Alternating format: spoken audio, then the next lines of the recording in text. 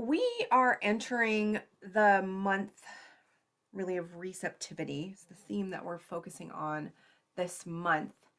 And because of that, there's a couple things I would like to teach you that I've learned recently around uh, ways to build our resilience, things that so we can receive some support. Additionally, I'd like to talk a little bit more about internal family systems work and some self-led energies and the reason I think this is important. So, a number of you have heard me talk about internal family systems work in the past, and some of you are, in fact, teachers. You've taught me about internal family systems. But the more I engage with this process, the more I see how helpful it is for working with the beliefs that we carry about ourselves and the ways that we operate in the world. So I think that perspective applies to all of the facets that we engage with. And so I'm excited to share what I know about it and hopefully see if there's other information that others would like to share about it. The reason I want to talk about internal family systems work today is because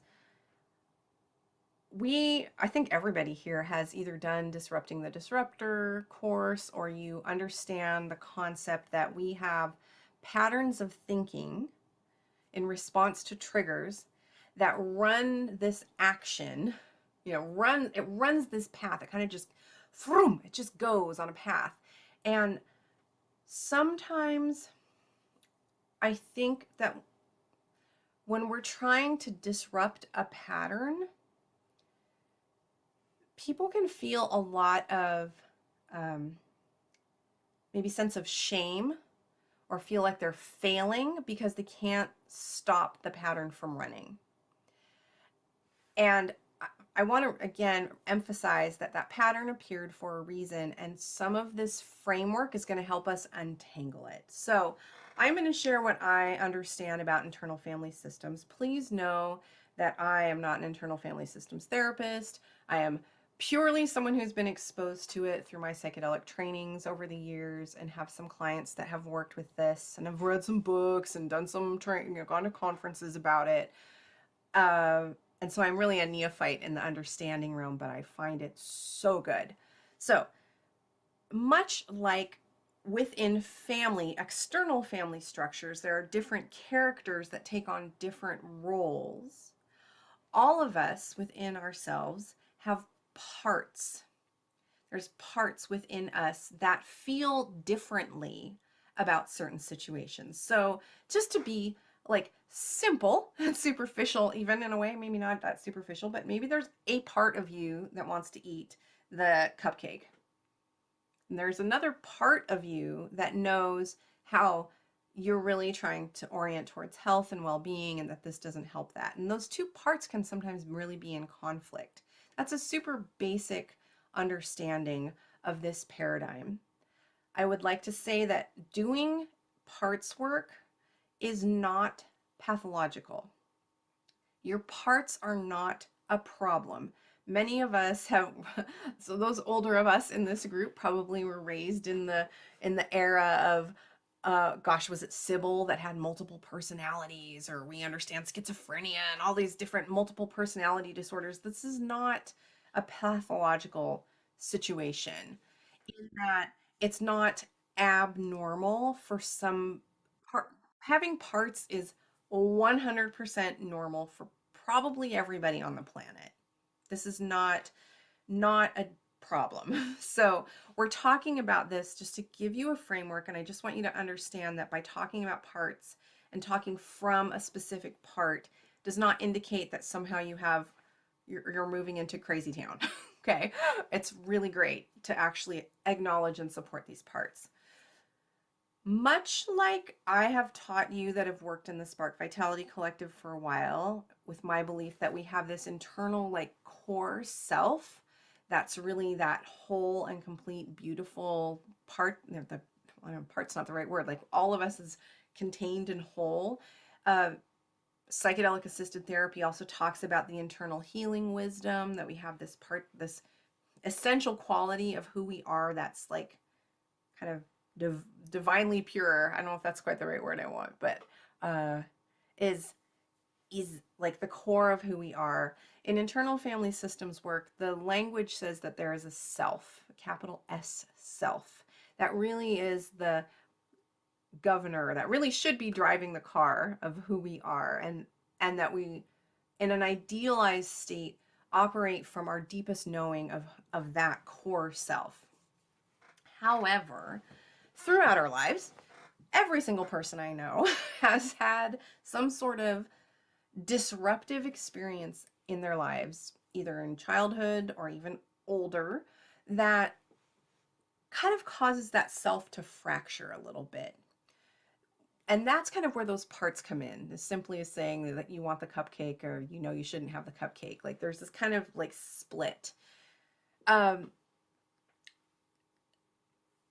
and I think one of the ways that I'm really liking to bring this into our work is that when we talk about thoughts running off a certain pattern, it's really interesting to try to understand what part is running that pattern.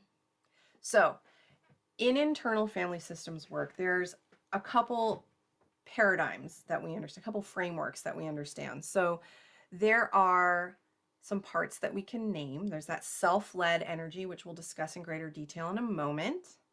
There's also protectors.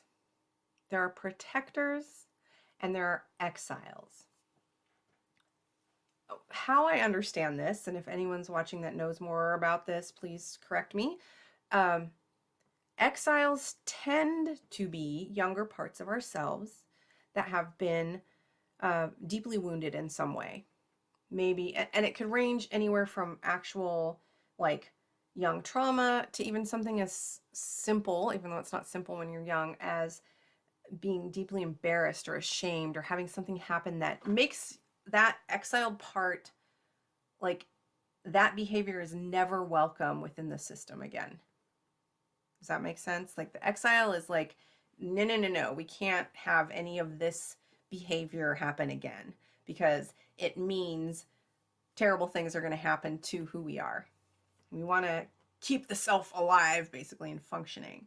So that's where the protectors come in. And they're essentially, gosh, there's probably more protectors than I'm very articulate with, but as far as I understand it, there are at least two categories of protectors. Protectors are there to keep us from accessing that young exiled part that it's not safe to behave that way that the young exile did because maybe they'll be abandoned or their family will never love them or whatever they believe. So the protectors can show up in two ways, and one of those ways is as a manager. The manager part is usually the one that's really good at keeping the system running. They are usually quite controlling. They usually, managers, I mean, just think about it. You've had a manager that's like, okay, we're getting shit done today, and who cares about your feelings because we got to do the thing that we're getting done today. And they're great when they're harmonizing properly, but when they're out of whack, it makes it really hard to do anything else well. So managers are more, how would I say these? I would say that in my experience, although I could be wrong, most of the people I know that are working with manager parts, those managers really help them function in their day-to-day lives. But the other category of protectors are called firefighters. And firefighters are really different. Firefighters run in with a fire truck and the hoses and they're like, ah, fuck this, we're putting the fire out. So firefighters can range in their behavior from storm eating, like if you've ever had a time where you're just like, or drinking all the food, the stuff, or risky behaviors, maybe this is where really impulsive action tends to occur with a firefighter, picking a fight with a loved one just because it seems like you should do that. Like something's so intolerable, I'm gonna break this situation up. Um, I also think there's a piece around firefighters that, and this is just perception. I don't know that I've learned this exactly from a book or anything, but I think that managers sometimes really numb the system down or can numb a system down. And I feel like firefighters sometimes really want the system to feel something, even if it's not a good feeling.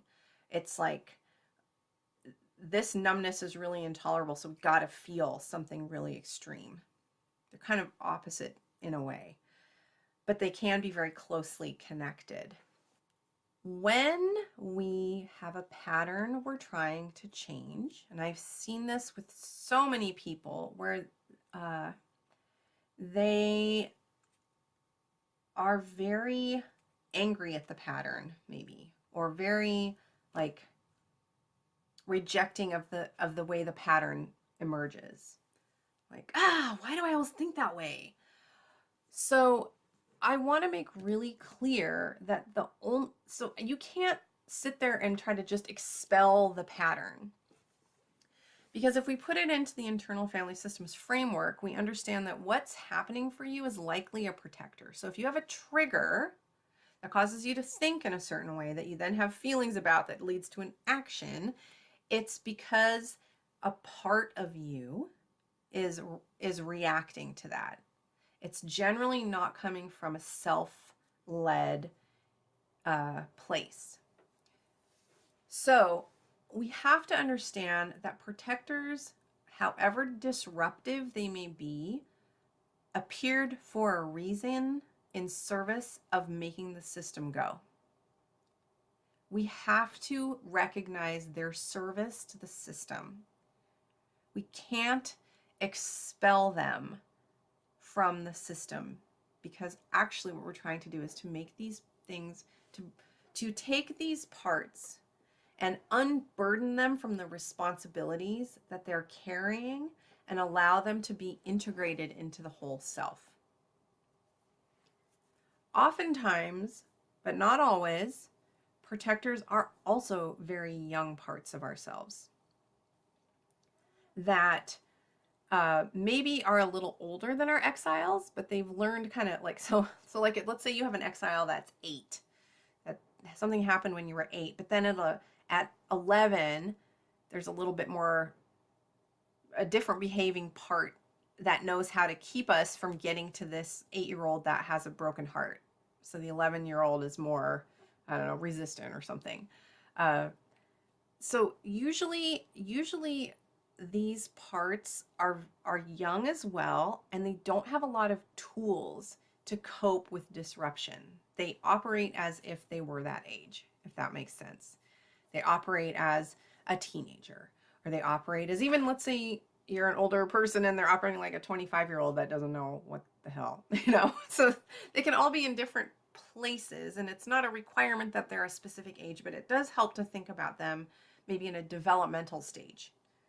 Okay, so if we're thinking about a protector that shows up in response to a trigger, we can't just make it stop, because it's been managing the system that way for a really long fucking time, and it probably doesn't trust that self-led energy to do it right. You know, it's like, oh, no, last time you tried this, all the shit exploded. Please see our conversations in the past about approaching the terror barrier. If you don't recall that, we can talk about that one-on-one or whatever. But so that's when all of these things are going to start showing up. If you're trying to just change it, all of those things are going to appear while you're changing it. So it's going to require kind of befriending and understanding the way that your part has served the system. In internal family systems work, especially if we're doing some psychedelic assisted therapy with this ketamine, we have to get permission from the protector to access the exile. There is no way around that. And if you're ever working with someone that asks you to get to a very young part without at least acknowledging the protectors, I don't think it will work that well, because there are, I have yet to encounter a protector that's like, cool, go for it. Every protector's like, no, this is as far as you go and you don't go any further than that. So let's talk about some real lived experiences that maybe you've observed with people having this. Can you think of a situation where perhaps you've been talking with someone, maybe professionally or relationship wise, and you feel like you're starting to approach a real tender place within them? Maybe it's a patient that's like you're getting close to revealing how trauma affected them, or maybe you're working with, maybe you have a partner that you've been with at some point in your life that they're maybe it's someone who's clearly got daddy issues or mama issues, and you can kind of see that and you try to talk about it and then they're open, and then all of a sudden this door slams shut. It's because you're getting to that wounded part that's just like, no, no, no, no, it's not safe to go here. And that's not that they're doing something wrong. They're not being assholes. It's just like, that's the way that, like, it just won't, you just can't get there. So we have to work with the protectors first and try to understand what they are doing. Like, what are they trying to do? And what might they need to feel safer in trusting this self-led energy? So I really like to go slow here.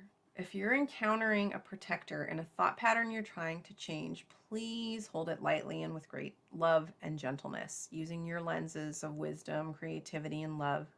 It might be very simple, and that might be as far as you go.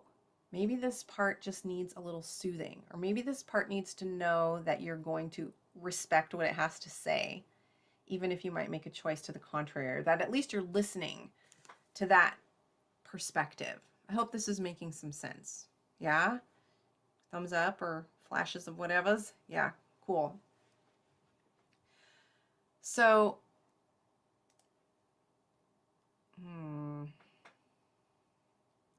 I would say that that protector energy is generally in response to a manager.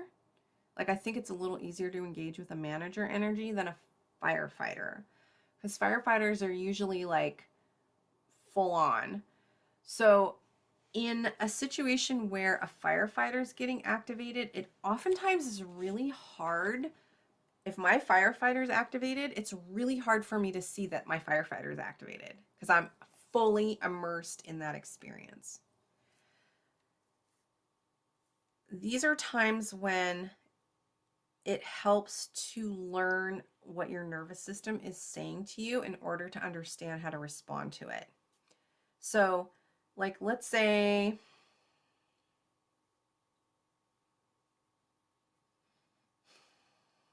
I'm trying to think of a good example. Let's use the example of a firefighter coming in a relationship. I think that's, that can even be like a work relationship, somebody that's triggering a situation. So maybe you have have had a work situation where a coworker has betrayed you or something in the past. And maybe it triggers an attachment wound or whatever. And now you're in a situation with a coworker where the behavior or the interaction with this coworker is reminiscent of that previous experience where that you had a really bad situation, maybe you got in trouble or whatever. So this new situation is triggering you to then like have a huge fight with this person. Be like, fuck you, blah. You want to like vomit on them.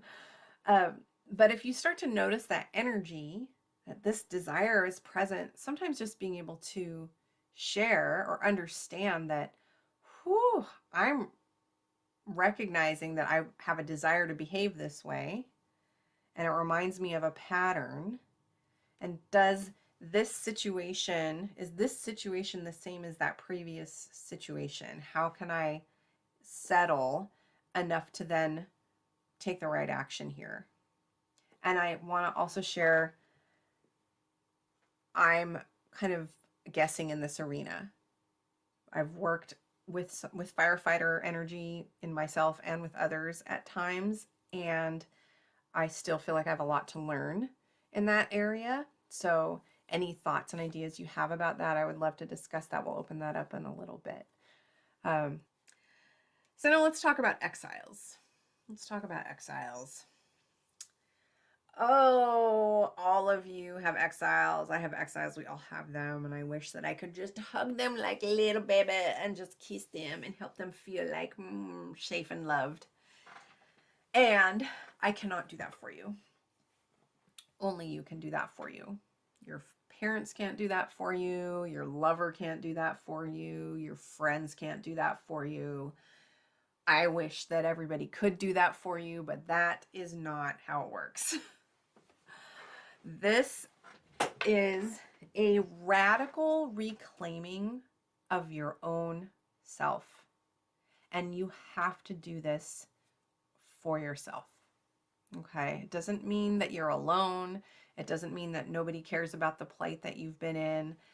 It is, and I can support you in this process, but there is something about reclaiming your exiles, yourself, that is like where the magic is, truly. Because the more I do this work, what I learn about these exiles is how incredibly precious they are, and what incredible energies these parts carry, these exiled parts carry, that we've really gotten disconnected with. Oftentimes those are parts of us that are engaged with play, creativity, lots of love, oftentimes, when they can be reintegrated, brought back into the whole of the system. But approaching exiles is very hard work and can often be accompanied by a lot of grief, fear, anger, remorse, depression even, because they're exiled for a reason, right? They're painful oftentimes very painful. So before we can get to them, we have to get permission from the protectors. And oftentimes we need to just titrate and tap into these energies and kind of pull back. And it's a relationship building with a part of ourself that maybe we haven't known for a very long time.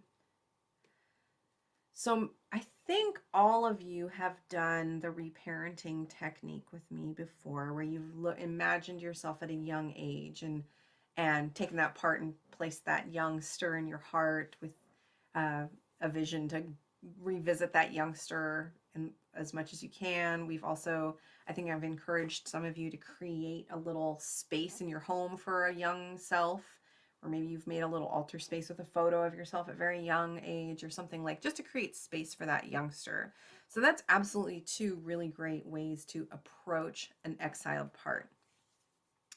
However, I will say that sometimes as people approach exiled parts without support, it can fuck them up. It can fuck them up. So like, let's say you have some childhood trauma, or you had something really negative happen to you at some point. The managers oftentimes have made it so we can function in this life. And when we start moving closer to that part, it feels so disruptive.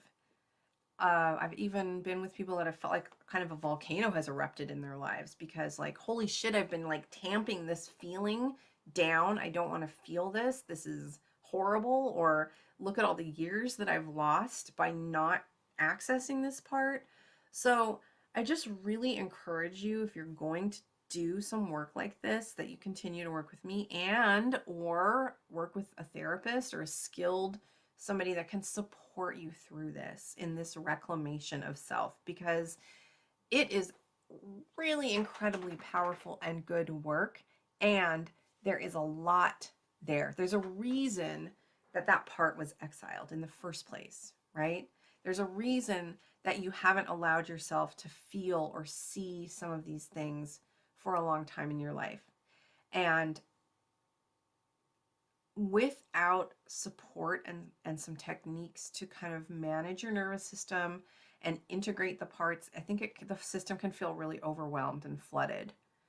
So I would recommend, if anyone is doing parts work or you're interested in connecting to some of these young parts, that you go very slowly with a lot of self-compassion and a lot of love, and know that there is no rush. There's no rush. This is all going to find its way back together as you keep creating the conditions for healing and reclamation. Now that we've kind of identified these different parts, and I hope that you can overlay this on some of the other practices that we've built in, one thing that is really important to know is, when are you coming from that sense of self? When are you actually coming from your center, from the core of who you are? And that is such a great question, because if we've spent a lot of our time in our lives being run by managers and firefighters, it's hard to tell who is this internal spark of the essence of me. And the good news is IFS has some beautiful energies to help identify when you are coming from more of a self-led place. And these were shared with me within, I think, 2 days by 2 clients that are doing IFS work. And the fact that they both shared it with me as it being so impactful for them, I've been playing with them more, and I think that they're a great starting point. I don't know that these are all the words, and I would love for you to explore more words that would work for you, but they're called the 8 C's. C's.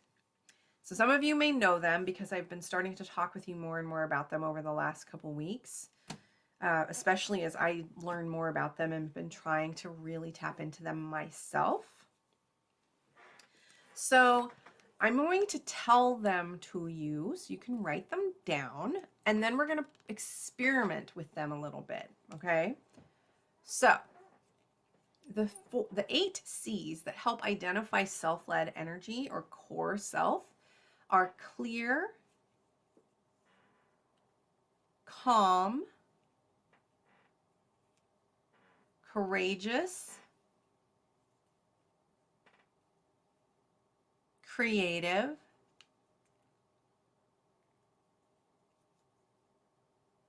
curious, confident, compassionate, and connected. Clear, calm, courageous, creative, curious, confident, compassionate, connected. Did you all get those? Yeah, I hope so. So, what the hell do these mean? Right? What do these mean? So we're going to play with this for a second, and I'm going to ask you to use your imagination with me to, like, I'm going to ask you in a way to pretend like you have been invited to be the leading character in this play that we're putting on right now. Okay? And I am the director of the play, and I am going to ask you, if you were on stage and you didn't have any lines yet, but I needed you to show me, I would like you to try on, what does clear look and feel like? So what I'm asking is for you to close your eyes if you need to, like pretend that you're bringing this action forward. Now it's going to feel different for everyone, but I want you to notice what clear, if you're showing up as someone who is clear, what happens in your body to make clear come on board?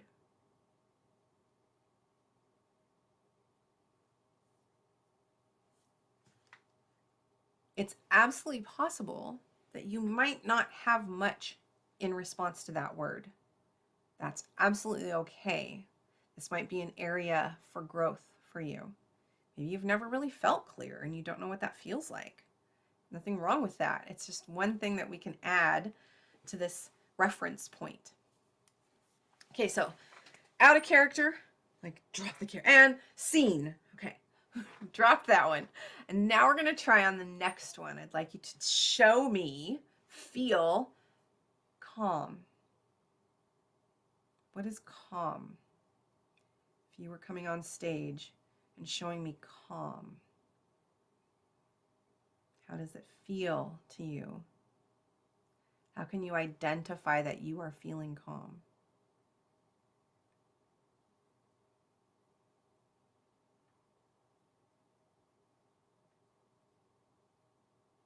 All right, I hope you all got it. You can shake that one off. And now I'm going to pick a different one. Scene. We're coming back out, and we're going to embody confident. Embody confident. What does that feel like? What does that look like? What happens to you when you put that on?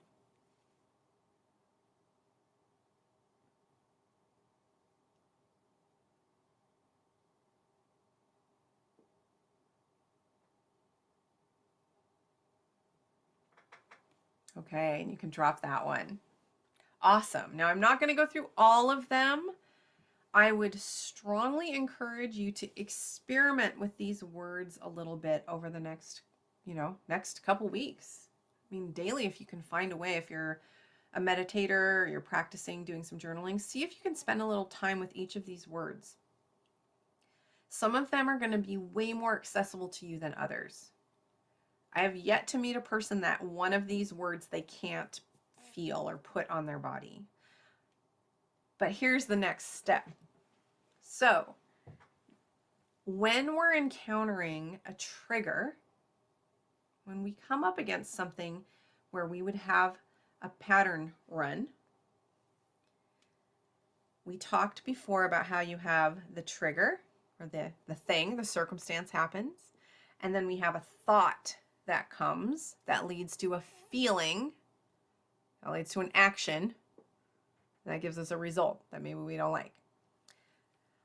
The request is when you have that trigger and then that thought and feeling comes, are any of these 8 C's present? Let me say that again. I hope that made sense. So when you're triggered, and you can try this with anything truly, about any decision you're making in the day, just to check in, check to see if you are feeling clear. Are you feeling calm? Are you feeling curious and creative and courageous and confident and compassionate and connected? If the answer is no to any of those, it's likely it's not fully coming from that self-led core, but in fact may be coming from a protected energy, a protector. Okay? For example, I worked with someone a couple days ago who we identified this part was coming up in this interaction that we were having. And when I ran through this list, confidence was absolutely present. Calm was present, but the others were not. So this person was not feeling clear. They weren't feeling curious. They weren't feeling compassionate, and they weren't feeling connected. And it helped us identify that there was this kind of part that was very much carrying kind of a, bravado. Like he was like right. He was really right about this thing and carried that confidence with him. And he felt very righteous about it. And so those are close, right? But by checking in with all these C's, are all of those present? And if they're not, this is great information to be like, well, who is this part and what does it need? Does it really need me to eat a box of chocolates or drink a bottle of wine? Or is it feeling lonely or disconnected or sad, or what else is happening? So I feel like I just gave you all a bunch of information. So thank you for listening to all that, but it's really exciting to me. I feel like it's just adding so much possibility. I wonder if there's any questions or observations working through any of those?